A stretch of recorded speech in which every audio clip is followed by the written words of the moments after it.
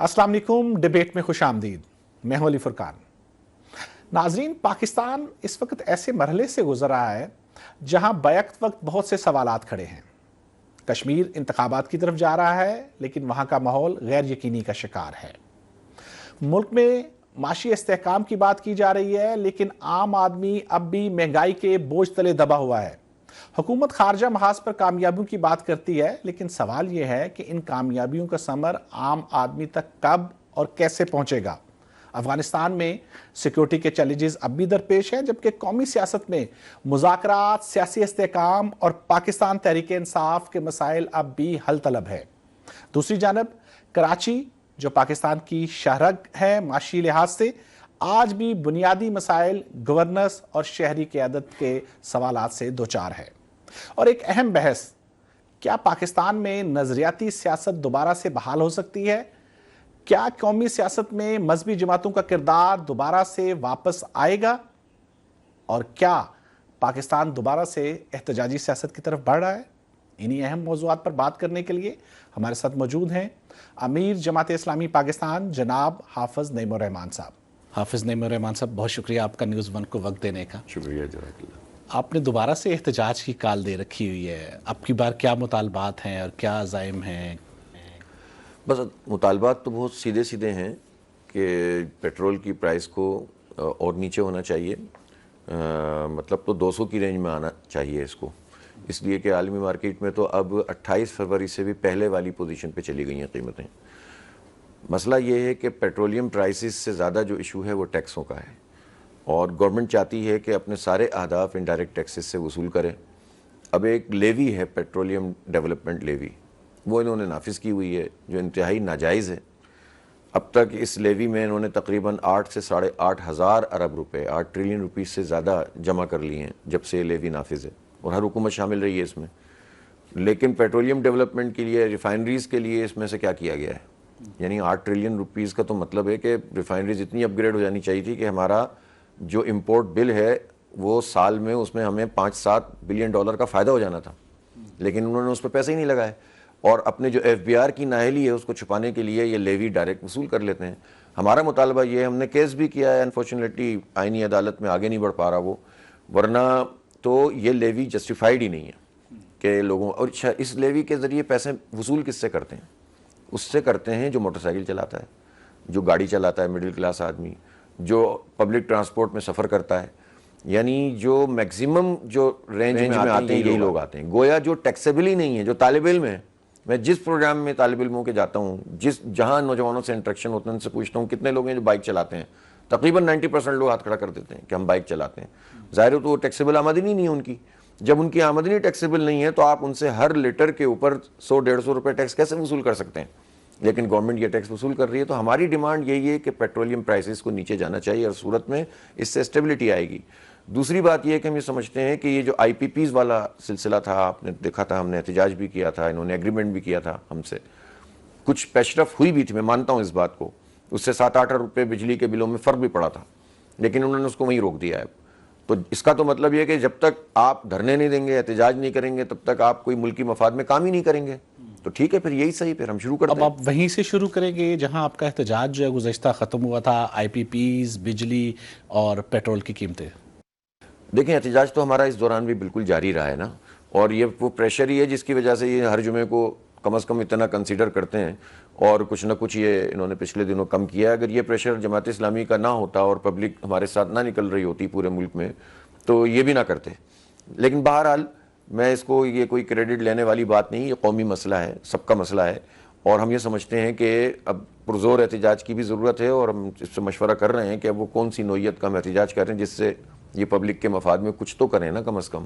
تو ہم یہ سمجھتے ہیں کہ یہ آئی پی پیز سے سب سے ری نیگوشیٹ ہونا چاہیے، اور بہت ساری آئی پی پیز کے تو معاہدے ختم ہو رہے ہیں، ان سے رینیول نہیں ہونا چاہیے اس کا۔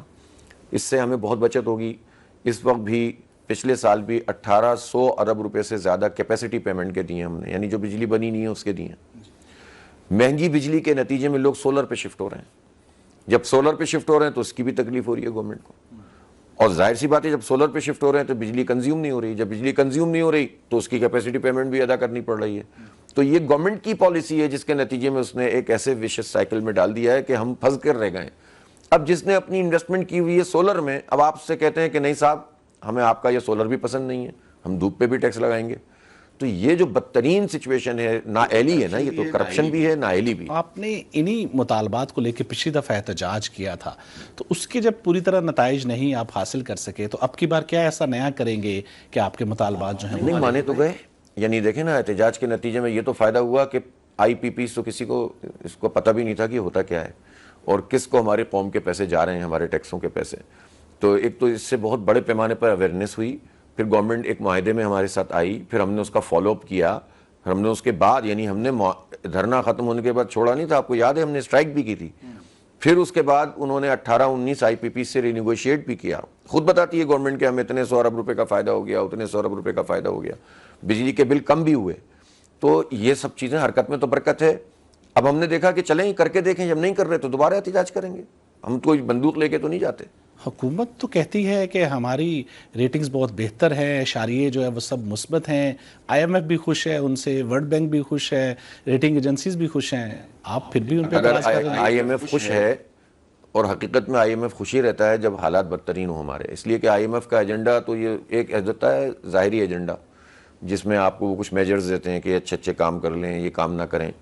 اور ایک ایجنڈا ان کا وہ ہوتا ہے جو عالمی سامراجی طاقتوں کی پشت پر یہ عالمی مالیاتی ادارے کام کرتے ہیں. جہاں جہاں آئی ایم ایف گیا ہے اس نے تباہی کیا ہے. کبھی بھی جس نے جان چھڑائی ہے آئی ایم ایف سے وہی پنپا ہے، جس نے نہیں چھڑائی ہے وہ بیڑا غرق ہوا ہے اس کا.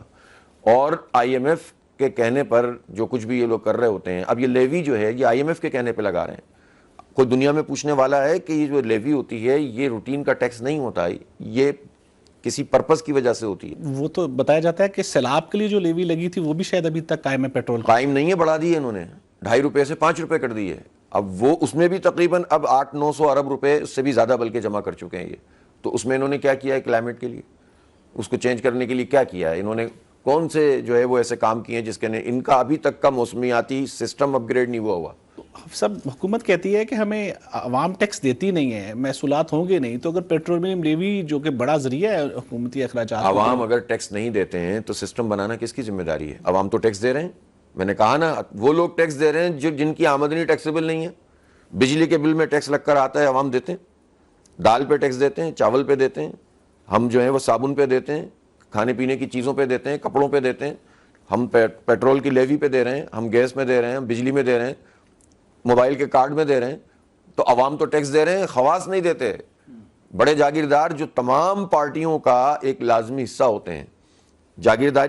آئی ایم ایف ہلکے سے یہ بھی تو کہتا ہے کہ آپ جاگیرداروں پہ ٹیکس لگائیں، لیکن آپ وہ تو نہیں لگاتے. آپ کہتے ہیں ہم نے صوبوں کو دے دیا، اور صوبوں کے نمبرز کیا ہوتے ہیں؟ کہیں 2 ارب روپے، کہیں 1.5 ارب روپے، کہیں 50 کروڑ روپے جمع ہوئے ہیں. اور پورے ملک کے وہ جاگیردار جن کی زمینیں 100 ایکڑ سے زیادہ ہیں، جن 100 مربعوں سے زیادہ ہیں، ان کا عالم یہ ہے کہ انہوں نے 10-12 ارب روپے بھی ٹیکس جمع نہیں کرایا. اور تنخواہ دار لوگوں سے کتنا ٹیکس لیا ہے؟ 700 ارب روپے. تو آپ بتائیں نا کہ عام لوگ تو ٹیکس دے رہے ہیں، مڈل کلاس تو ٹیکس دے رہا ہے، شکایت کس سے ہے؟ تو آپ ٹیکس نہیں دے رہے. پھر جو ہماری ٹیکسوں کی آمدنی ہے وہ آپ خرچ کہاں کر رہے ہیں؟ آپ نے سود کا ایسا نظام قائم کیا ہوا ہے جس میں ہماری آدھا بجٹ تو جو ہے سود کی ادائیگی میں چلا جاتا ہے. قرضوں کی ادائیگی نہیں ہوتی، سود کی ادائیگی ہوتی ہے. اور پالیسی ریٹ انہوں نے کیا بنایا؟ 10.5 کو 11.5 کر دیا انہوں نے، جبکہ یہ طے ہوا تھا کہ گریجولی کم کریں گے اور 27 کے اختتام تک، 2027 کے اختتام تک اس کو ختم کر دیں گے، زیرو کر دیں گے. تو یہ کیسے زیرو کریں گے؟ تو یہ جب 1 پوائنٹ سود کا بڑھاتے ہیں پالیسی ریٹ میں تو 550 ارب روپے کا اسی وقت نقصان ہو جاتا ہے گورنمنٹ. آگے اگر بڑھنے سے پہلے یہ اگر بتا دیں، لوگ جاننا چاہیں گے کہ آپ کے احتجاج کا دائرہ کار کیا ہوگا، اس کی شکل کیا ہوگی؟ یہ احتجاج مارچ ہوگا، دھرنا ہوگا، اس کا مرکز اسلام آباد ہوگا، کراچی ہوگا، لاہور ہوگا؟ دیکھیں سیدھی بات یہ ہے کہ تو ہم ڈسٹرکٹ ہیڈ کوارٹرز پہ کرتے ہیں، ڈویژنل ہیڈ کوارٹرز پہ کرتے ہیں. اور اب ہم یہ سمجھتے ہیں کہ اب ہم اگر گورنمنٹ پیچھے نہیں ہٹے گی، یعنی عوام کے مفاد میں، ہمیں کوئی ذاتی ایجنڈا تو ہے نہیں، تو ہم پہلے مرحلے پہ تو جائیں گے جو ہمارے پروونشل ہیڈ کوارٹرز ہیں ان میں سی ایم ہاؤس کی طرف مارچ کریں گے ہم. اور اس کے بعد پھر ہم اسلام آباد بھی آئیں گے. یہ سیریس ایشو ہے، یہ ہمیں ذات کے لیے تو کچھ نہیں چاہیے. آپ صحیح طریقے سے کام کر لیں تو ٹھیک ہے، ورنہ پھر ہم اپنا یہ ہمارا رائٹ ہے، یہ ہمارا پرامن سیاسی مزاحمت ہمارا یہ حق ہے، اور ہم اس کو اپنا فرض سمجھ کے بھی کرتے ہیں کہ جب گورنمنٹ سیدھے طریقے سے کام نہیں کر رہی ہے تو عوامی دباؤ کے ذریعے سے کام کروائیں. تو ہم اس کو کریں گے انشاءاللہ۔ آپ ملک کی سیاست میں سیاسی استحکام کی بات کرتے ہیں، وزیر اعظم نے حالیہ دنوں میں دوبارہ حزب اختلاف کو دعوت دی مذاکرات کی، لیکن یہ مذاکرات آگے بڑھ نہیں پاتے ہیں، اس کی کیا وجہ ہے آپ کی نظر میں؟ میرا خیال ہے کیا بات کرتے ہیں، دیکھیں ہم بھی جیسے جماعت اسلامی ہے، جماعت اسلامی نے کبھی ایک دن کے لیے بھی نہیں کہا کہ ہم بات نہیں کرنا چاہتے ہیں، ہم تو بات کرتے بھی ہیں، حکومت کے لوگوں سے بھی کرتے ہیں، جو بھی ایشوز ہوتے ہیں اس کو ڈسکس کرتے ہیں، لیکن یہ بھی تو بڑے یعنی سلیکٹیو ہے نا۔ اب اس وقت آزاد جموں و کشمیر کا مسئلہ ہے، اس کو حل ہونا چاہیے، اس کو ریزالو ہونا چاہیے نا۔ اس کو ریزالو کرنے کے لیے ہم ان سے بات کرنا چاہتے ہیں اور وہ بات کرنا نہیں چاہتے ہیں۔ اب جماعت اسلامی کا کیا ایجنڈا ہوگا اس میں؟ ہمیں تو کوئی پرابلم نہیں ہے نا، ہم تو کوئی بہتر سلوشن دینا چاہتے ہیں کہ ہم خون سے بچیں، ہم حالات کو بگڑنے سے بچیں۔ انٹرنیشنلی جو ایک عجیب و غریب چیز پیدا ہو گئی کہ جب ہم مقبوضہ کشمیر کے لیے آواز اٹھا رہے ہوتے تھے، اب یہ بات آزاد کشمیر کے حوالے سے ڈائسپورا کے لوگ کر رہے ہیں، اس سے بڑھ کر ناکامی کیا ہو سکتی ہے حکومت کی؟ تو ہم راستہ نکالنا چاہتے ہیں اور حکومت والے بات نہیں کرنا چاہتے۔ تو یہ بات چیز جب آپ کا یہ کنڈکٹ ہے تو آپ اس کا مطلب ہے آپ سیریس نہیں ہیں۔ آپ نے آج ایک کانفرنس بھی کی ہے کشمیر کی صورتحال کے اوپر، تو کیا راستہ نکالنا چاہتی ہے؟ دیکھیں آپ کو اندازہ ہے کہ جتنے لوگ بھی اس میں شریک تھے، ہم نے اسٹیک ہولڈرز کو بلایا، ہم نے دانشوروں کو بلایا، ہم نے ایکس سروس مین کو بلایا، ہم نے بیوروکریٹس کو بلایا، ہم نے تاجروں کو بلایا، ہم نے میڈیا سے تعلق رکھنے والے لوگوں کو بلایا، اور سب ایک پیج پر ہیں کہ کسی بھی صورت میں خون خرابہ نہیں ہونا چاہیے۔ ہمارے نزدیک پاکستان اور آزاد کشمیر یہ دونوں کی حیثیت ایسی ہے کہ اس کو ہم ایک دوسرے سے جدا نہیں کر سکتے، اور اگر کوئی نفرت پنپ رہی ہے یا لوگوں کے اندر کوئی ریزنٹمنٹ پیدا ہو رہی ہے تو یہ تمام کی تمام ذمہ داری ان لوگوں پر آتی ہے کہ جن کے پاس اختیار ہے اور اقتدار ہے۔ تو لہٰذا بات چیت کا راستہ نکلنا چاہیے، یہی ہمارا لائے عمل ہے۔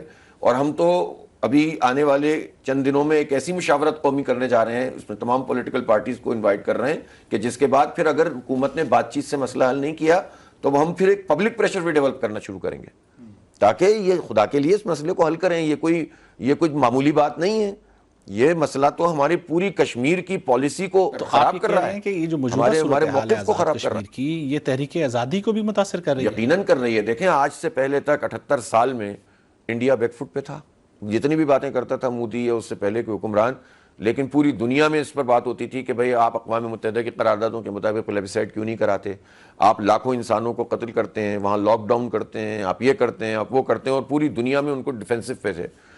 پہلی مرتبہ یہ ہو رہا ہے کہ وہ اچھل کر کہہ رہے ہیں کہ آزاد کشمیر میں اس وقت لاک ڈاؤن ہوا ہے، آزاد کشمیر میں جو ہے وہ حالات خراب ہوئے ہیں۔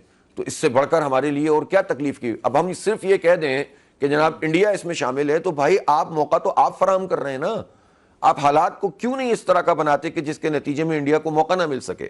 میں کسی ایسے فرد کو جسٹیفائی نہیں کر سکتا کہ جو پاکستان کے خلاف ہو یا جو پاکستان اور کشمیر کے جو اصل کور ایشوز ہیں ان کے خلاف کوئی رائے رکھتا ہو یا کوئی ایکشن لے رہا ہو، لیکن ہم یہ بھی نہیں سمجھتے کہ پاکستان کے یا کشمیر کے عوام مسئلہ کشمیر کے خلاف ہیں، مقبوضہ کشمیر کی آزادی کے خلاف ہیں یا پاکستان کے خلاف ہیں۔ تو عوام تو خلاف نہیں ہیں، تو کیوں آپ ان کو اس طرف دھکا دے کے ڈالنا چاہتے ہیں اور ان چند لوگوں کو فائدہ پہنچانا چاہتے ہیں کہ جو کسی بھی احتجاج میں شامل ہو کر اپنا ایجنڈا پورا کرتے ہیں؟ تو اس لیے احتجاج کو احتجاج سمجھنا چاہیے، اس کو اس طرح سے نہیں سمجھنا چاہیے کہ اس کے نتیجے میں آپ اتنے فاصلے پیدا کر دیں کہ آئندہ آپ کے لیے بات کرنا مشکل ہو جائے۔ تو آپ نے بھی کوشش کی بات چیت کرنے کی، تو بات چیت کیوں نہیں ہو پا رہی؟ رکاوٹ کہاں ہے؟ میرا خیال ہے حکومت کو ذمہ داری کا مظاہرہ کرنا چاہیے، رکاوٹ مجھے یہیں سے لگتی ہے۔ اور جوائنٹ ایکشن کمیٹی کا جہاں تک تعلق ہے، ان کے لوگ شروع میں بہت زیادہ ایگریسو بھی تھے اور ان میں سے بعض لوگ اینٹی پاکستان تقریریں بھی کر رہے تھے، لیکن جب یہ کمیونیکیشن ہوئی ہے، ہماری کمیٹی بنی، اس کمیٹی نے جا کر ان سے بات کی اور ان سے کہا کہ دیکھیں کوئی بھی ثالثی ہوگی پاکستان کے فریم ورک میں اور آزادی کشمیر کے اس فریم ورک میں ہوگی کہ جو پاکستان کا پرنسپل سٹینڈ ہے اور جو عوام کی بات ہے، تو ظاہر سی بات ہے انہوں نے بھی اس کو ریئلائز کیا ہے، اور اس کے نتیجے میں آپ دیکھیں کہ بتدریج وہاں صورتحال موقف کے اعتبار سے بہتر ہوئی ہے۔ تو اس کو تو غنیمت سمجھنا چاہیے، بجائے اس کے کہ آپ کہیں کہ نہیں ہم طاقت کے ذریعے سے ہی مسئلہ حل کریں گے۔ تو طاقت کے ذریعے مسئلہ حل کرنے سے وقتی طور پر اگر کوئی اچیومنٹ ہو بھی جاتی ہے تو جو نقصان موقف کی صورت میں یا جو دلوں میں نفرتیں پنپتی ہیں، جو ٹرسٹ ڈیفیسٹ پیدا ہوتا ہے، جو اعتماد کا بحران پیدا ہوتا ہے، وہ نسلوں میں منتقل ہو جاتا ہے۔ تو یہ وقتی فائدہ نہ دیکھیں، کسی کی جیت اور کسی کی ہار کا مسئلہ نہیں ہے، اور یہ صرف رٹ قائم کرنے کا بھی مسئلہ نہیں ہے۔ بہت ساری چیزیں ایسی ہیں پاکستان میں کہ جس میں گورنمنٹ کی کوئی رٹ نہیں ہے، جیسے آپ نے ابھی ٹیکس کی بات کی نا، اہداف تو آپ ٹیکس کے بھی پورے نہیں کرتے، تو ہر جگہ تو بندوق نہیں چلاتے، راستہ نکالتے ہیں۔ بات چیت کرتے ہیں. تو یہ کشمیر کا مسئلہ بہت سینسیٹیو ہے, اس میں بھی بات چیت کرنی چاہیے. کیا ایسے نئے اقدامات اور حکومت کیا لے سکتی ہے؟ کچھ آپ تجویز کیے آپ نے حکومت کے سامنے؟ آج آپ کی کانفرنس بھی تھی. ہاں ٹھیک ہے, دیکھیں نا, جب کوئی پارٹی یا لوگ کوئی مطالبہ لے کر جاتے ہیں تو دنیا کا قاعدہ یہ ہوتا ہے کہ مطالبات, بھائی ہم بھی احتجاج کرتے ہیں تو پھر بات چیت ہی کرتے ہیں نا, ایگریمنٹ ہی کرتے ہیں نا, مذاکرات ہی کرتے ہیں. پھر جب عمل درآمد نہیں ہوتا تو پھر احتجاج کرتے ہیں. تو اسی طرح سے اگر کوئی احتجاج ہو رہا ہے کسی معاہدے پر عمل درآمد کرانے کے لیے, تو بیٹھ کر بات ہوگی نا, بارگیننگ ہوگی نا, کہ بھئی یہ چیز قابل عمل ہے, یہ چیز قابل عمل نہیں ہے, اس کا فریم ورک یہ ہے, اس کا فریم ورک یہ. ہمیشہ ایسا ہی ہوتا ہے, دنیا بھر میں ایسا ہوتا ہے, یہ بالکل معروف طریقہ ہے چیزوں کو ریزالو کرنے کا.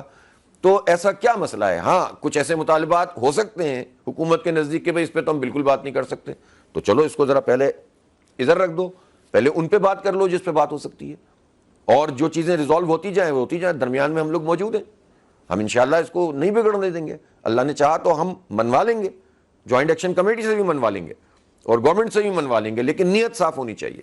اور آپ پر امید ہیں کہ جوائنٹ ایکشن کمیٹی سے آپ منوا سکتے ہیں انشاءاللہ. صحیح. یہاں ایک بریک کا وقت ہے, ایک بریک لیتے ہیں, واپس آئیں گے تو کشمیر کی صورتحال سے ہی دوبارہ جو ہے گفتگو کا آغاز کریں گے.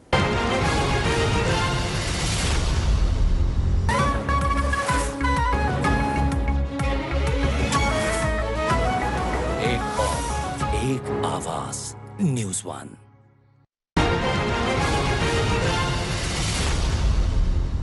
پروگرام میں دوبارہ سے خوش آمدید. امیر جماعت اسلامی پاکستان حافظ نعیم الرحمان صاحب ہمارے ساتھ موجود ہیں.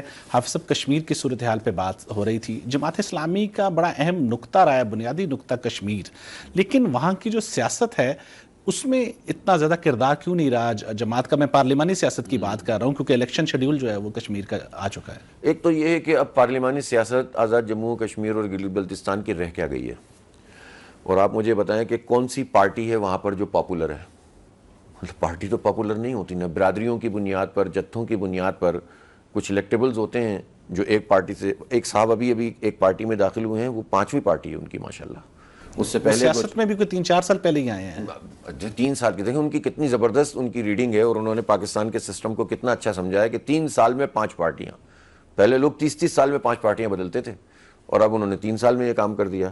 تو آزاد جموں و کشمیر کی سیاست تو سیاست ہے ہی نہیں, لیکن ظاہر ہے کہ ہم اس کو ان لوگوں کے حوالے تو نہیں کر سکتے. ہم میدان میں موجود ہیں, اور مجھے توقع ہے کہ اللہ کرے حالات کچھ بہتر ہوں اور اس پوری فضا سے ہم نکلیں اور کوئی اچھی کیمپین چلانے کا موقع ملے. تو میرا خیال ہے کہ جماعت اسلامی کے میسج میں یہ طاقت ہے کہ اس مرتبہ ہم بہتر پرفارم کریں گے. تو یہ جو موجودہ حالات کا آپ نے ذکر کیا, اس میں آپ کو لگتا ہے کہ الیکشن ہو پائیں گے وقت پہ اور سموتھ طریقے سے ہو سکیں گے؟ دیکھیں یہ ہے ایک حساس موضوع.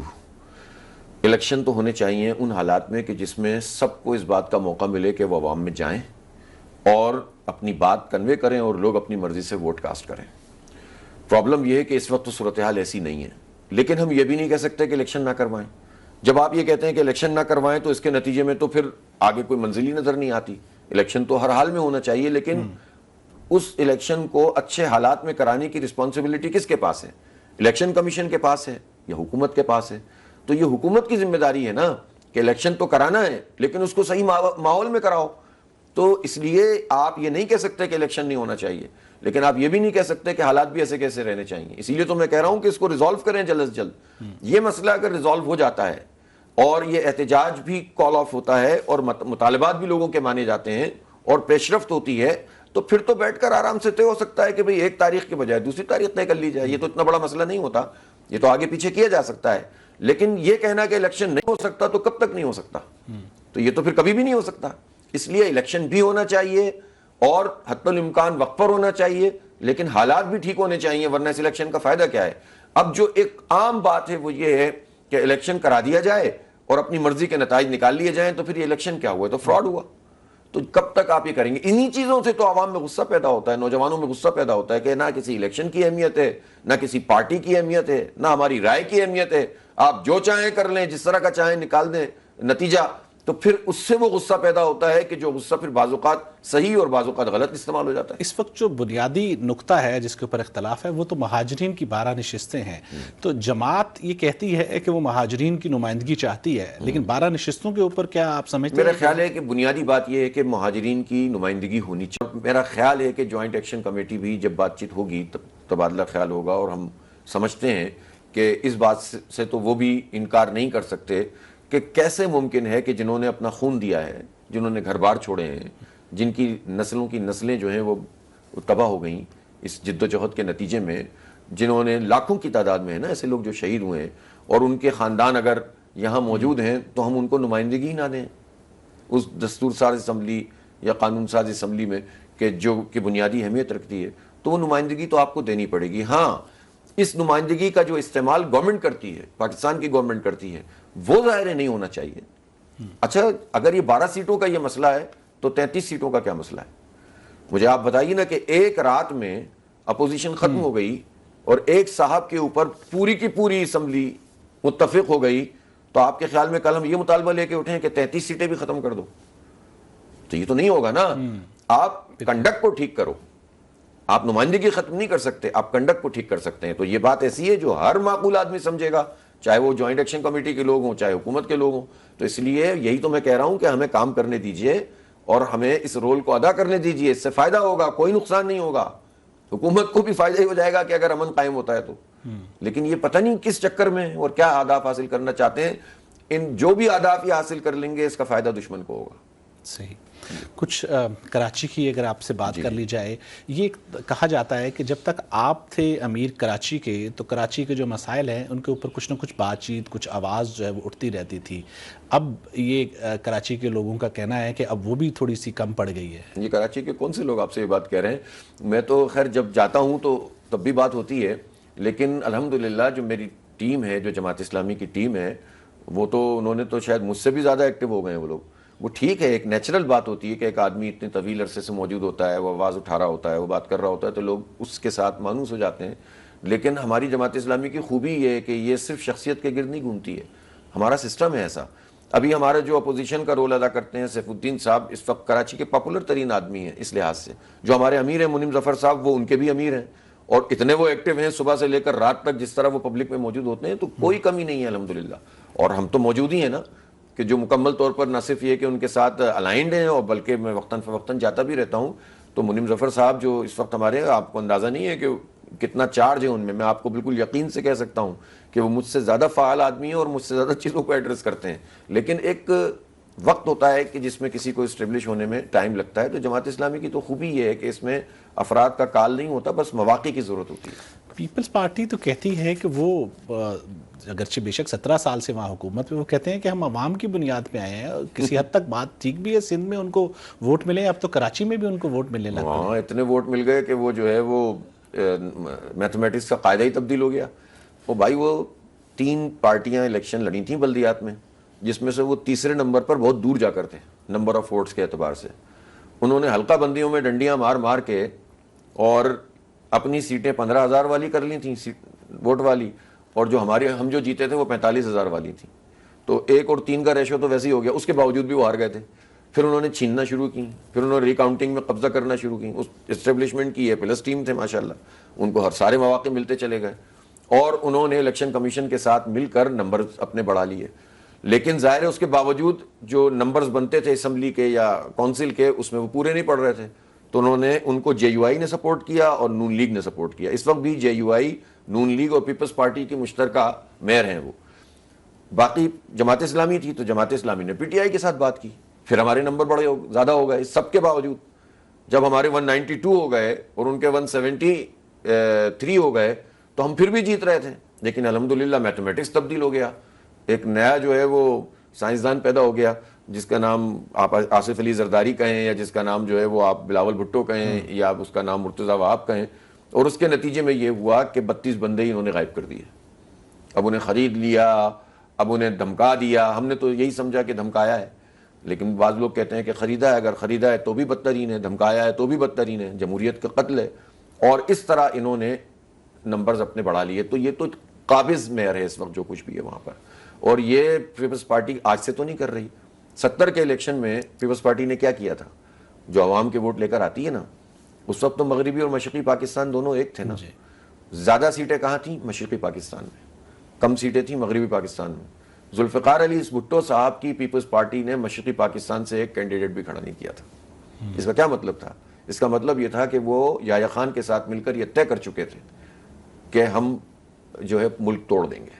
اور پھر جب اکثریت مشرقی پاکستان اب جس طرح بھی آئی تھی وہ ایک الگ سوال ہے, ہم نے تو ہر جگہ مقابلہ کیا تھا شیخ مجیب کا, لڑے تھے, سب کچھ کیا تھا. دوسری بڑی جماعت تھی, دوسری بڑی جماعت تھی, ہر سیٹ پر دوسری بڑی جماعت تھی.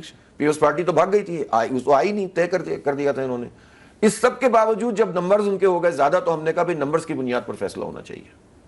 لیکن انہوں نے کیا کیا, انہوں نے کہا کہ جو ڈھاکہ جائے گا اس کی ٹانگیں توڑ دوں گا. یہ ہے جمہوریت نواز. جب سے سلسلہ شروع ہو رہا ہے, یعنی ایوب خان کو ڈیڈی کہنے سے سفر کا آغاز کیا تھا, ان کے کیمپین انچارج تھے وہ. پھر اس کے بعد ملک توڑنے میں کردار ادا کیا یحییٰ خان, ذوالفقار علی بھٹو, شیخ مجیب, یہ 3 مین کریکٹر تھے ملک توڑنے والے. ٹھیک ہے, اس کے بعد 77 میں بھی مینڈیٹ نہیں مانا تو مارشاء اللہ لگا تھا. یہ مارشاء اللہ سے شروع کرتے ہیں, یہ نہیں بتاتے کہ انہوں نے قومی اتحاد کا مینڈیٹ نہیں مانا تھا. پھر اس کے بعد انہوں نے NRO انہوں نے کیا, پھر دوبارہ سے حکومتیں حاصل کی, اور اب یہ کراچی تک کے سفر میں آپ نے دیکھ لیا کہ انہوں نے بلدیات میں میئر کو قبول نہیں کیا. اب آ جائیے اس کے بعد والا الیکشن. یہاں ایک اور سوال بھی اٹھتا ہے کہ اگر حافظ نعیم الرحمان کراچی میں اپنے مینڈیٹ کا دفاع نہیں کر سکے تو آئندہ الیکشن میں یہ قومی سطح پہ کیسے وہ کر سکیں؟ یہ لرننگ ہوئی ہے ہماری, اس میں مانتا ہوں اس بات کو, چونکہ کراچی میں پہلا سوال وہ تھا جو اب سوال پاکستان کے لیے بھی آپ کریں گے یا اکثر لوگ مجھ سے کرتے ہیں کہ آپ کو ووٹ کیوں نہیں ملتے. تو پہلا سوال تو لوگ کراچی میں بھی یہی کرتے تھے مجھ سے کہ آپ کو ووٹ کیوں نہیں ملتے. تو ہمارا ایک بہت بڑا ٹارگٹ یہ تھا کہ ہم اس طرح سے اپنی کیمپین لے کر چلیں اور اس طرح عوام میں ریلیونٹ ہوں اور اس طرح ان سے کمیونیکیٹ کریں اور نوجوانوں کو خاص طور پر اپنے ساتھ لے کر چلیں کہ لوگوں کی جو رائے ہے وہ جماعت اسلامی کے حق میں جو اچھی رائے ہے وہ سیاسی اور جمہوری اور انتخابی رائے میں بھی کنورٹ ہو جائے. الحمدللہ ہم نے وہ اچیو کر لیا اور بہت اچھے طریقے سے کر لیا. نمبر 1 پارٹی ہم بن گئے. انفارچونیٹلی ہمیں شاید اتنا اندازہ نہیں تھا کہ 2 نمبری کی اس لیول پر چلے جائیں گے یہ لوگ. سچی بات بتا رہا ہوں میں آپ کو. میں سمجھ رہا تھا کہ بھئی کسی کو بھی چاہے وہ اسٹیبلشمنٹ ہو یا حکومت ہو, اس کو جماعت اسلامی کا اگر میئر بنے گا تو کیا تکلیف ہے. ایک نعمت اللہ خان جیسا کام ہوگا امانت سے, دیانت سے, محنت سے, تو کسی کے لیے کیا پریشانی ہو سکتی ہے. لیکن ہمیں پتہ چلا کہ لوگوں کو نعمت اللہ خان کی امانت نہیں چاہیے, انہیں چور اور ڈاکو چاہیے, اور وہ ڈاکوؤں کی سرپرستی کرتے ہیں اور ان کو لا کر مسلط کرتے ہیں, ان کو فیسیلیٹیٹ کرتے ہیں اور ان کو اسٹرینتھن کرتے ہیں اور ان کو پھر گلگت بھی پہنچا دیتے ہیں, انہیں صدارتی محل میں بھی پہنچا دیتے ہیں, پھر انہیں آزاد کشمیر میں بھی امپورٹنٹ رول دینے کی کوشش کرتے ہیں. اس لیے کہ ان کا نظام شاید اسی طرح چلتا ہے, جب کمزور لوگ, کرپٹ لوگ, ڈاکو لوگ ہوں گے تو وہ ان کی بات زیادہ اچھے طریقے سے مانیں گے. لیکن جماعت اسلامی ہوگی تو ان کو یہ پرابلم رہتی ہے. حالانکہ جماعت اسلامی کیا چیز ہے ایسی جو طلب کرتی ہے, ہمیں اپنی ذات کے لیے کیا چاہیے. ہمارے لوگوں کا ٹریک ریکارڈ تو دیکھیں, کس نے بے ایمانی کی ہے, جتنا موقع ملا ہے خدمتی کی ہے. حکومت میں نہیں ہوتے تب بھی خدمت کر رہے ہوتے ہیں, سب کچھ اپنا قربان کر رہے ہوتے ہیں. تو ان کو, اور ہم یہ تو کہتے ہی نہیں ہیں کہ آپ ہمیں انڈیو فیور دیں, ہم تو کہتے ہیں یار جیت رہے ہو تو جیتنے دیں, ہار رہے ہو تو ہارنے دیں. تو ظاہر ہے یہ سب کچھ ہوا, ایک ہم نے مرحلہ طے کر لیا. اب تو میں نے کراچی کی ٹیم سے کہہ دیا ہے اور میں اب عوام کو بھی یہ میسج دے رہا ہوں کہ اب 2 کام کرنے ہیں. اب الیکشن جیتنا ہے اور پہلے سے بھی زیادہ طاقت سے جیتنا ہے, یعنی نمبرز میں, اور پھر جیتنے کے بعد گھیراؤ بھی کرنا ہے. اب ہمارے یہاں بدقسمتی ہے یہ کہ جمہوریت کا تو مطلب یہ کہ جس نے ووٹ دیا وہ جیت گیا. یہاں مطلب یہ ہے کہ جیتنے کے بعد بھی فارم 47 کا ظہور ہو جائے گا اور جو ہے نا دوسرے لوگوں کو دے دیا جائے گا. تو اب RO آفیسز بھی اور جہاں جہاں سے فیصلے وہاں جانا ہے تاکہ, اور ہمیں اپنی ذات کے لیے ناجائز ایک بھی نہیں, ایک ووٹ بھی ناجائز نہیں چاہیے. جائز ووٹ کا تحفظ عوام کو مل کر کرنا ہوگا ہمارے ساتھ, تبھی مسئلہ حل ہوگا, ورنہ کراچی کے لوگ اسی طرح سے ان کے ہاتھوں میں یرغمال رہیں گے. ایک بات اور ضرور کہوں گا میں, 2024 کا انتخاب ہوا, پیپلز پارٹی بہت ہوشیار پارٹی ہے اور پیپلز پارٹی کو یہ سپورٹ حاصل ہے کہ بعض لوگ اس کا امپریشن خراب نہیں ہونے دیتے, بچانے کی کوشش کرتے ہیں, وہ پتہ نہیں کیا وجہ ہے. اور 15 قومی اسمبلی کی سیٹیں 22 میں سے 2024 میں MQM کو دی گئیں, جس نے کوئی ایک پولنگ اسٹیشن 5,500 میں سے نہیں جیتا تھا. گارنٹی سے کہہ رہا ہوں میں, اب سارے فارم 45 نکال کر لے آئیے آپ, میں چیلنج کرتا ہوں, وہ تو موجود ہے نا, اس لیے کہ اس پہ سائن ہوئے ہیں, پولنگ ایجنٹس کے سائن ہیں اور انگوٹھے لگے ہوئے ہیں, وہ موجود ہیں ریکارڈ میں. وہ فارم 45 لے آئیے, کوئی ایک پولنگ اسٹیشن بھی MQM جیتی ہوئی ہو تو مجھے بتائیے گا. وہ جو ایک پولنگ اسٹیشن 5,500 میں سے اور 20,000 بوتھ میں سے ایک بوتھ نہ جیت سکے ہوں, ان کو 15 قومی اسمبلی کی سیٹیں دی گئیں. لیکن بس بات یہاں ختم ہو گئی, جو 7 بچی تھیں وہ پیپلز پارٹی کو دے دی گئی. پیپلز پارٹی خواب میں بھی نہیں سوچ سکتی کہ وہ ان سیٹوں پہ جیت سکتی ہے. لیکن ان کو وہ دے دی گئیں. یہ کرپشن ہے, یہ جمہوریت دشمنی ہے, یہ عوام دشمنی ہے, یہ جمہوریت کا قتل ہے جو Peoples Party, M Q M اور ان کے سرپرست کرتے ہیں. کراچی میں تھوڑی سی اگر اجازت دیں مزید گفتگو کی, پیپلز پارٹی ابھی بھی ذمہ دار ٹھہراتی ہے ایم کیو ایم کو کراچی کے مسائل کا. تقریباً 10 سال ہو چکے ہیں, ان کا تو کوئی رول نہیں ہے نہ بلدیات میں نہ صوبائی حکومت میں. آپ بھی سمجھتے ہیں کہ ایم کیو ایم بھی ذمہ دار ہے؟ نہیں, وہ ذمہ دار قرار دیتے ہیں یا ایم کیو ایم ان کو ذمہ دار قرار دیتی ہے, یہ تو اب اس وقت موضوع ہی نہیں ہے کراچی کے عوام کا, اس لیے کہ ان دونوں کی نورا کشتی تو ہم 40 سال سے دیکھ رہے ہیں. تباہی میں تو دونوں کا ماشاءاللہ بہت برابر کا, اور مقابلہ سخت ہے اس میں. اب پیپلز پارٹی اس لیے جیت گئی ہے کہ 10 سال سے ایم کیو ایم حکومت میں نہیں ہے صوبائی جی, لیکن یہی M Q M Peoples Party کے ساتھ مل کر اور نون لیگ کے ساتھ مل کر ریجیم چینج تو کی ہے نا اس نے, ہر وفاقی حکومت کا حصہ رہی ہے.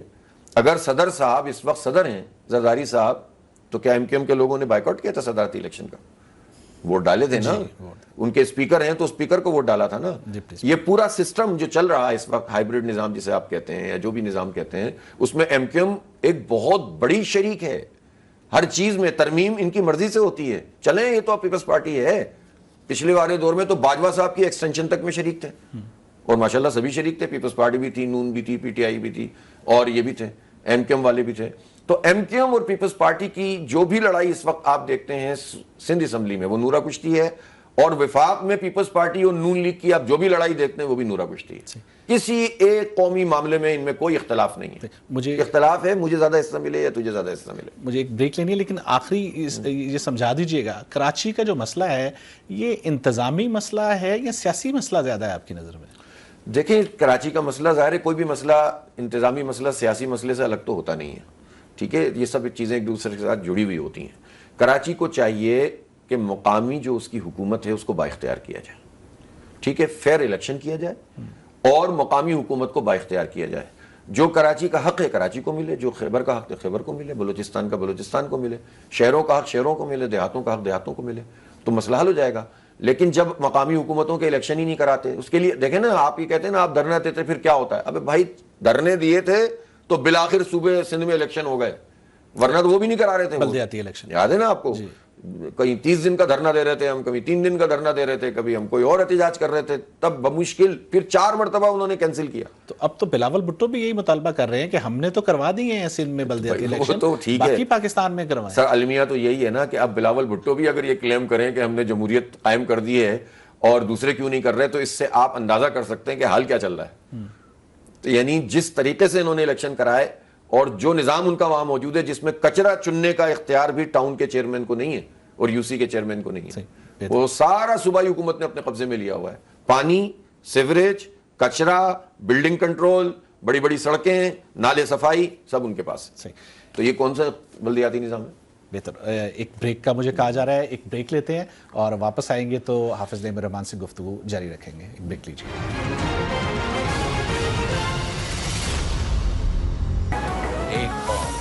ایک آواز نیوز ون.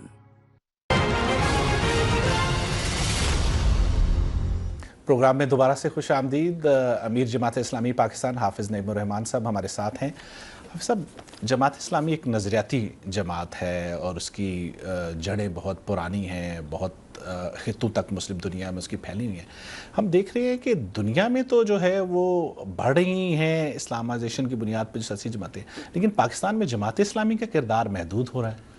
نہیں, محدود نہیں ہے. جماعت اسلامی کیونکہ ایک بہت نظریاتی تحریک ہے اور جماعت اسلامی اویلیبل حالات میں برسر زمین رہ کر اس کی پالیسی ہے, حکمت عملی ہے کہ کام کرے گی.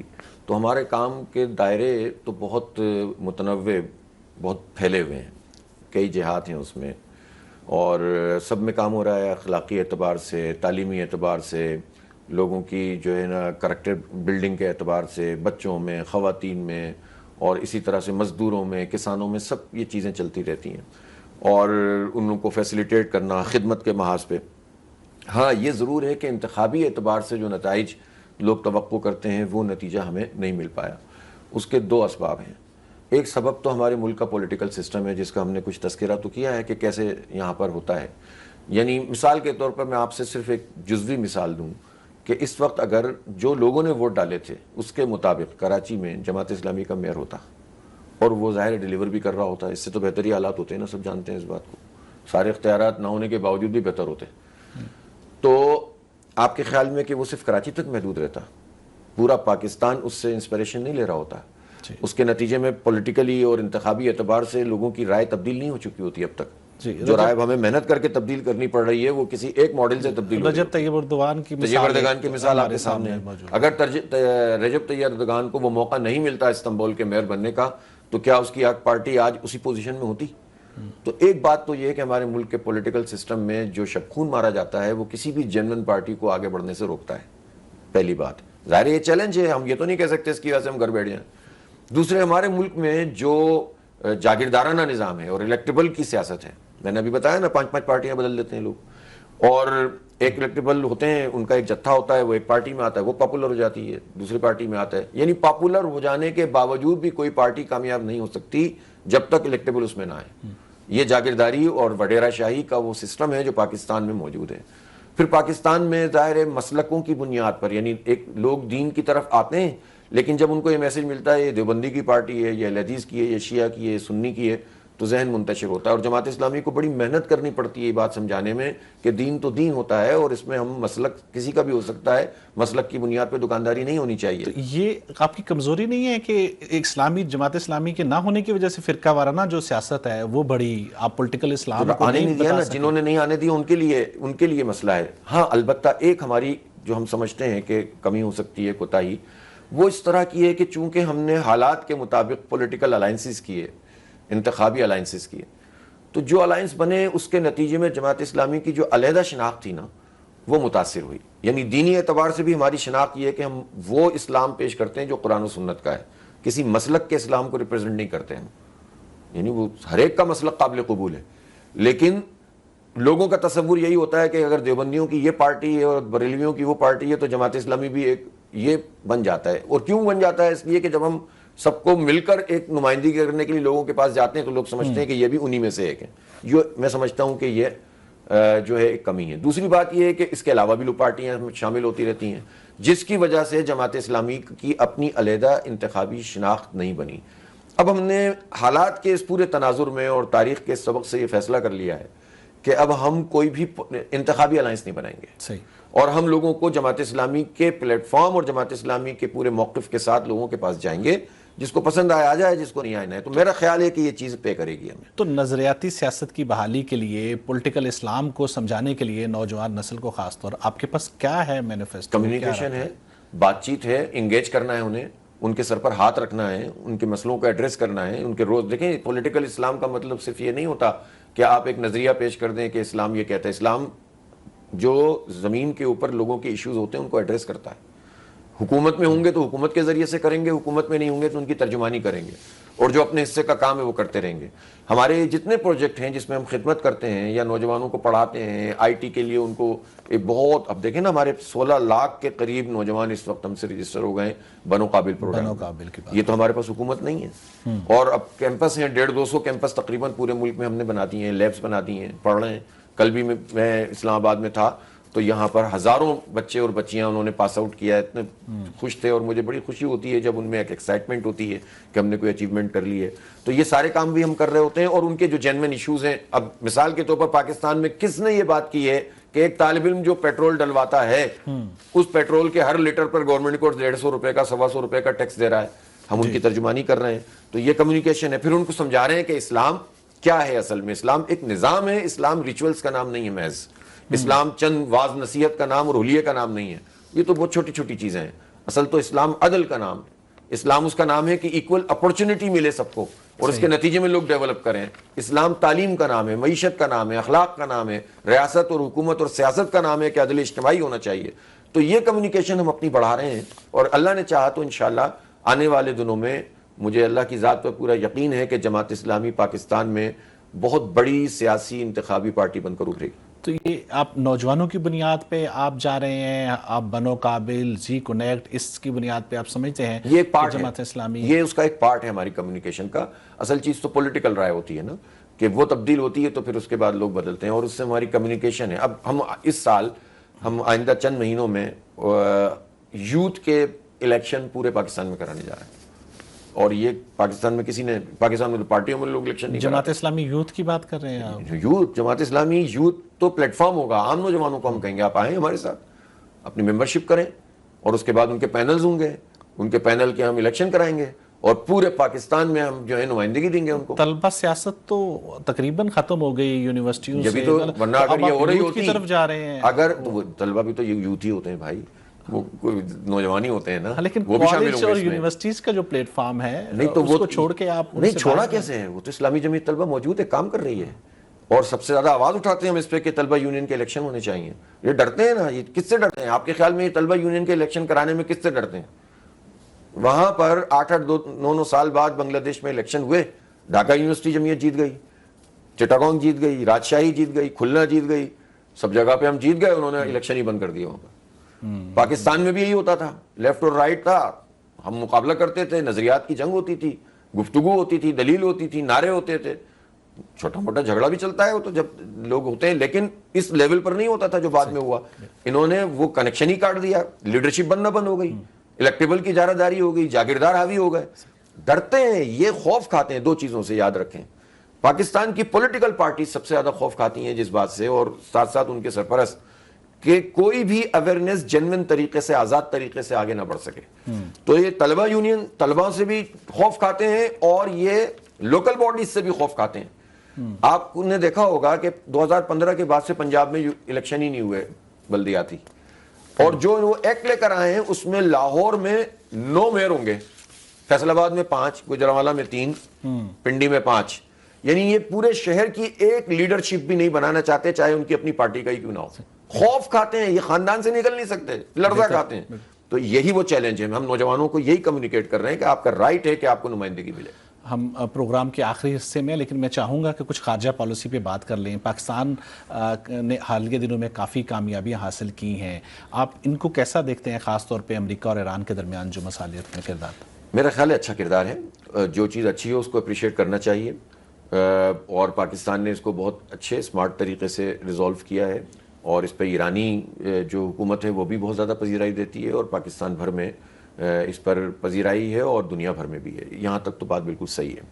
اور لیکن اس میں پہلو یہ ہے کہ یہ تو امریکہ جو تھا جس نے یہ کلیم کیا تھا ٹرمپ نے کہ میں کشمیر پہ ثالثی کراؤں گا، جی، لیکن امریکہ کو ضرورت پڑ گئی کہ وہ پاکستان کی ثالثی کروا رہا تھا۔ کیوں؟ اس لیے کہ امریکہ پھنس گیا تھا۔ امریکہ نے جتنے دعوے کیے تھے ٹرمپ نے کہ ہم رجیم چینج کر دیں گے اور عوام سڑکوں پہ آ جائیں گے، تو عوام پرسوں سڑکوں پہ تھے تہران میں، اور لوگوں نے دیکھا کہ اس جنازے میں جس طرح سے ملینز کی تعداد میں لوگ موجود تھے، لگتا تھا پوری ایرانی قوم آ گئی ہے، اور وہ اپنے رہبر کے ساتھ جو اظہار یکجہتی کر رہے تھے، اور اصل میں وہ رہبر کے ساتھ اظہار یکجہتی تو کر رہے تھے، وہ پوری دنیا کی سامراجی طاقتوں کے خلاف یہ کہہ رہے تھے کہ ہمیں مت چھیڑو، ہمارے اپنے ایشوز ہیں، ہم اس پر احتجاج بھی کریں گے، بات بھی کریں گے، لیکن ہمارا نام لے کر آپ ہمارے ہاں ہمارے نظام کو تلپٹ نہیں کر سکتے۔ تو یہ اس کے نتیجے میں امریکہ تو ذلت ہونے لگی، یعنی جو سب کچھ ختم کرنے آیا تھا، رجیم چینج کرنے آیا تھا، نیوکلیئر وہ چیزیں اچیومنٹ کرنے آیا تھا، میزائل پروگرام ختم کرنے آیا تھا، فوج ختم کرنے آیا تھا، اور رضا پہلوی کے اولادوں کو بٹھانے کے لیے آیا تھا، اور سارے اعلان اس نے پہلے ہی کر دیے تھے کہ ہم جیت چکے ہیں۔ اس کے بعد کس چیز پر بات چیت ہوئی ہے؟ آبنائے ہرمز پہ، جس کا پورے جو ہے فسانے میں ذکر ہی نہیں تھا۔ تو یہ کتنی بڑی اچیومنٹ ہے ایرانی قوم کی۔ تو امریکہ نے تو فیس سیونگ کے لیے اور اپنی جان چھڑانے کے لیے یہ کام کیا، اور پاکستان نے بہت اچھے طریقے سے اس کو مینیج کیا۔ لیکن ایک بہت بڑا لیکن ہے اس کے بعد پاکستان کو جو اپرچونٹی ملی ہے، تو اس اپرچونٹی سے اب تک فائدے شروع ہو جانے چاہیے تھے۔ میں آپ کو بتاؤں کہ اس اپرچونٹی سے ہم فائدہ اٹھا سکتے تھے اگر ہماری گورننس ٹھیک ہوتی۔ جو خلیجی ممالک میں اس وقت صورتحال ہے، اور جو سرمایہ یو اے ای سے نکل کر اب پوری دنیا میں واپس جانا شروع ہو گیا ہے، خود پاکستان کا ایک سرمایہ ہے، آپ نے دبئی لیکس دیکھا تھا نا، جی، اب وہ لوگ کہاں جائیں گے؟ تو آپ نے کیا پالیسی بنائی ہے جس میں وہ سارا سرمایہ پاکستان میں واپس آئے؟ اسی طریقے سے جب آپ پیٹرول مہنگا کریں گے، جب آپ بجلی مہنگی کریں گے، جب آپ گیس مہنگی کریں گے، ابھی بھی RLNG انہوں نے نیا کانٹریکٹ لیا ہے، ایک نیا کارگو خریدا ہے، اور 15% جو ہے وہ مہنگی ملے گی۔ اب آپ بتائیں کہ جب یہ پالیسی بنائیں گے تو ان حالات میں جو ہمیں اپرچونٹی مل سکتی تھی وہ تو نہیں ملے گی۔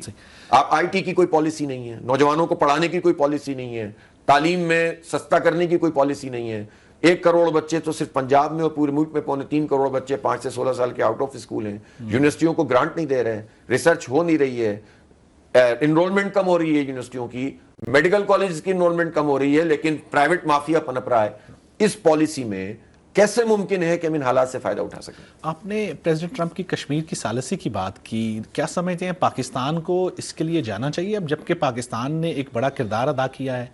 دیکھیں, پاکستان کو تو پہلے تو اپنے اس موقف کو جو کشمیر کے اعتبار سے ہے اس کو ٹھیک کرنا چاہیے, اور میں سمجھتا ہوں کہ امیجیٹلی آزاد کشمیر کے مسئلے کو ریزالو کر لینا چاہیے. امیجیٹلی پہلا کام تو یہ کرنا چاہیے, اور اس کے ساتھ ساتھ پوری دنیا میں لوگوں کو پشت پر کھڑا کرنا چاہیے مقبوضہ کشمیر کے عوام کے, اور انڈیا کی جو کچھ اس نے دہشت گردی کی ہوئی ہے اور جو سسٹم بنایا ہوا ہے اس کے خلاف. پھر اگر کوئی ثالثی کرنے کے لیے آتا بھی ہے, اول تو یہ کہ ٹرمپ میں اب کتنی سیریسنس رہ گئی ہے کہ وہ کسی کی ثالثی کرا سکتا ہے. اس وقت تو جو خود ٹرمپ ہے امریکہ میں موضوع بنا ہوا ہے کہ یہ کیا مخلوق آ گئی ہے ہمارے پاس, جو ہمارے خود امریکیوں کے لیے ایک سوالیہ نشان بن گیا ہے. تو ایسا شخص جس کا پتہ ہی نہیں ہوتا, اب کل جو اس کا بیان تھا, آپ صرف اس بیان سے اندازہ لگا لیں اس کی ذہنی حالت کا. اس نے کہا میں چاہتا تو سب کو مار دیتا جو لوگ جنازے میں شریک تھے, لیکن میں نے ان کو موقع دیا ہے کہ جو ہے نا نہیں تم جنازہ کر لو. اب یہ کتنی فضول بات ہے, لیکن یہ آدمی پریزیڈنٹ ہے یونائٹڈ اسٹیٹس آف امریکہ کا, تو ایسے آدمی سے آپ کیا ثالثی کی توقع رکھتے ہیں؟ لیکن اس کے باوجود کوئی بھی ثالثی کرنا چاہتا ہے تو بنیادی جو ہمارا مطالبہ ہے وہ ہے کہ پلیبیسائڈ ہونا چاہیے. حق خود ارادیت کو کمپرومائز کر کے اگر کہیں کہ تجارت سے شروع کر لو اور اس سے شروع کر لو اور اس سے شروع کر لو, تو اس کا مطلب یہ ہے کہ آپ کمپرومائز کرنے جا رہے ہیں. ہم یہ سمجھتے ہیں کہ بعض قوتیں اس آزاد کشمیر کے مسئلے سے بھی یہ پہلو نکالنا چاہتی ہیں کہ ادھر تم ادھر ہم والا کام کریں. تو میں سمجھتا ہوں کہ جو لوگ بھی اس ایجنڈے پہ ہیں, ہمارے اداروں کو بھی ہماری حکومت کو بھی سمجھنا چاہیے کہ جو لوگ بھی اس ایجنڈے پہ ہیں ان کو نہ صرف آئسولیٹ ہونا چاہیے بلکہ ان کو عبرت کا نشان بنا دینا چاہیے. کہ کوئی بھی یہ سوچے بھی نہیں کہ کشمیر کا وہ سلوشن نکالیں گے کہ اس نے 370 ختم کر دیا, 35A ختم کر دیا اور ہم بھی کوئی ایسا سلوشن چاہتے ہیں. بالکل بھی نہیں. پورا کشمیر, آزاد کشمیر, مقبوضہ کشمیر, لداخ, جموں, گلگت بلتستان, ان کے پلیبیسائڈ ہوگا. بعض لوگ تو کہتے ہیں کہ آرٹیکل 370 ختم ہونے کے بعد شاید کشمیر کا مسئلہ انڈیا نے اپنے طور پہ سیٹل کر لیا ہے. کیسے سیٹل ہو سکتا ہے؟ آپ کے خیال میں کشمیری اس کو قبول کر لیں گے؟ وقتی طور پر کئی مرحلے ایسے آئے ہیں کہ جس میں کوئی کہہ سکتا ہے کہ کنٹرول کر لیا گیا, لیکن یہ چیزیں ایسے کنٹرول نہیں ہوتی. آزادی کی تحریک اس طرح کنٹرول نہیں ہوتی.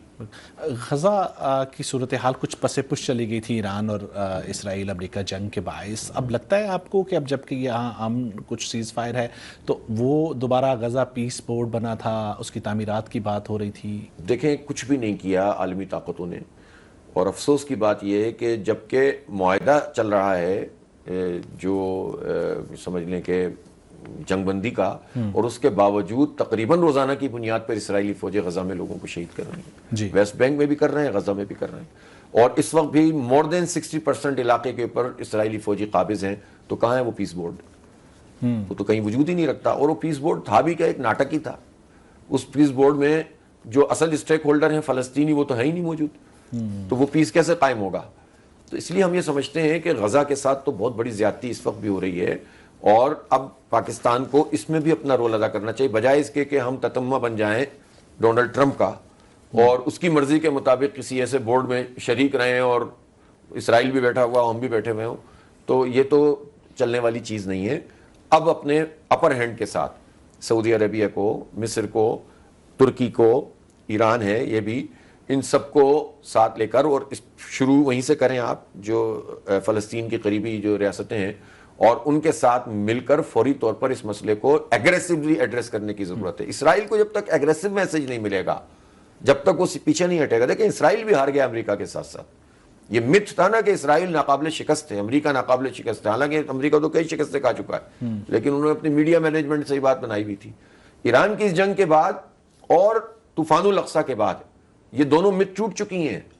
اسرائیل ناقابل شکست نہیں ہے, صرف کریج کی ضرورت ہے, ایگریسو ہونے کی ضرورت ہے. آپ اگر اس کے ہاتھ پیر جوڑتے رہیں گے اور ایسے بورڈ میں شریک ہوتے رہیں گے کہ جس میں صرف اسی کی چلتی ہے, تو کیا حاصل ہوگا؟ اس لیے غزہ کے لوگوں نے تو پوری دنیا کو جو ہے وہ سمجھ لیں کہ ابھارا ہے, بیدار کیا ہے. اگر یہ غزہ کے لوگ قربانی ان کی نہ ہوتی تو پوری دنیا کو پتہ ہی نہ ہوتا کہ دنیا میں یہ سامراجی طاقتیں اور صہیونی طاقتیں کیا کر رہی ہیں. پروگرام کے آخر میں چاہوں گا کہ افغانستان پہ بات کر لیں. افغانستان ایک مستقل خطرہ جو ہے وہ پاکستان کے لیے بن چکا ہے.